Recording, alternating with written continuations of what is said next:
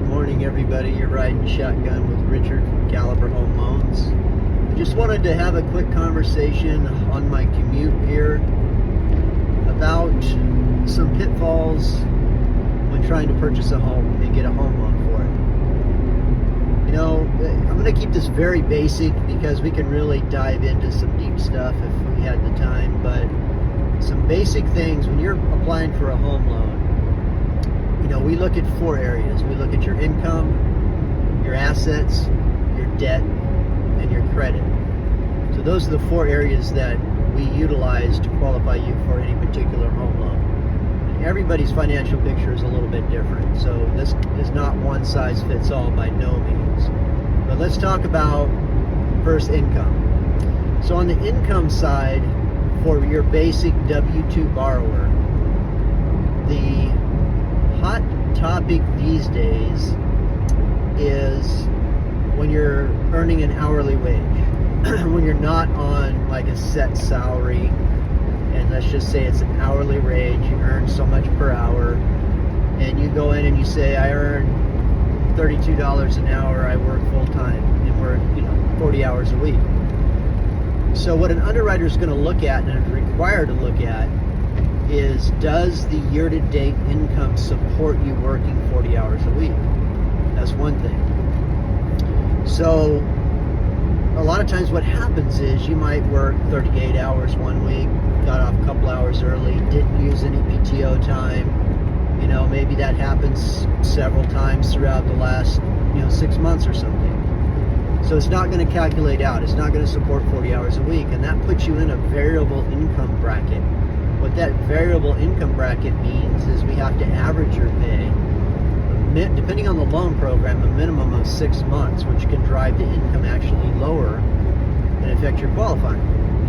So my advice would be work full time, especially if you're planning on buying a house in the next 6 months to a year. Don't miss any hours at work. If you do, use personal time for it so you can maximize your income for qualifying. GPS connected. There's several things with income, but we'll stop with that for now. So work full time. Assets. Let's talk assets. What do we use as far as assets for qualifying? Pretty much anything you can liquidate, such as a bank account, stocks, bonds. If you have access to retirement funds, some people actually do borrow against that to buy their first home to help with down payment and closing costs. So the biggest hot topic right now for assets is that bank statement. There's an underwriter, when they review your file, literally looks line by line on a bank statement. Is there any reoccurring debts that might be required for you to pay? Credit debts, like maybe there's a credit card that's not reporting to credit and you're paying it every month. They're going to notice that reoccurring payment and question it. Is it an obligation of yours? Is it somebody else's? Is it a one-time thing or not? I've had them question a few things like prime accounts, things like that we just have to explain. So sometimes there's ways around it. So definitely what you're paying out on your bank account is looked at. The second thing is deposits are looked at. We cannot paper trail cash deposits. So if there's a large deposit, typically it's about, I think the rule of thumb these days, about 50% of your income. If it's higher than that on a deposit, we got to explain it and paper trail it. So that could be a transfer from another account, simply providing the other account statement showing the transfer, simple things. Or it could be mattress money. You could have money saved at home that you just want to put in the bank to help purchase a home. Well, we can't use cash, so that's going to be a problem. So we're going to have to season that money, meaning if you plan on buying a house in the next 6 to 12 months, you have money at home saved for that, put it in a savings account and let it grow there. Keep putting money aside in the savings account, and therefore we won't have a problem with any cash deposits. So there you go on assets. As far as credit goes, that's a wide topic as well. I think there's several things that could trip you up when buying a house when it comes to credit. A very big one is simply opening new credit cards or buying a new car, things of that nature. And maybe it's not reporting yet, but guess what? Lenders monitor your credit through the transaction process.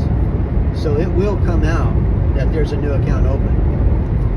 And therefore we got to count that debt. So we're going to need a copy of that information to count that debt. So really important on credit, not to open new accounts, not to make any large purchases on credit. Otherwise, it could most certainly affect your ability to buy a home. So super important on that. The obvious things are keep paying your debts on time. Lower revolving balance is going to help your scores tremendously. And once again, we can dive into the credit side of things deeper later, but those are the quick tips on credit. Don't open any new accounts.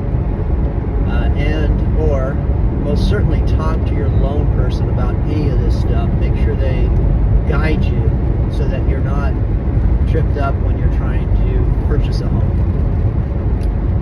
As far as debts, we kind of covered that a little bit with the bank statement, and what typically we use is what reports to credit. That is your debts, that minimum payments that we have to count against you when qualifying you for a home loan. However, once again, the bank statement's looked at, so we have to analyze, the underwriter will analyze what's going in and out of that bank account to make sure you're not obligated on debt. And that includes things like child support, alimony. If you have garnishment on your pay stub, they're going to see that. They're going to have to count that as a debt. So on debts, just disclose everything. Be upfront, and then we can work with you to make sure where exactly you qualify, and that we're not going to have any problems when you get into contract and close your home loan. So that's my quick few minutes of little things that might help you when trying to buy a house. And of course, the biggest thing I think is to know where you stand now and where you need to be in order to make that purchase. The only way to do that is to most certainly give me a call. Let's sit down. Let's look at your financials. Let's figure out a plan and put you on a path to home ownership.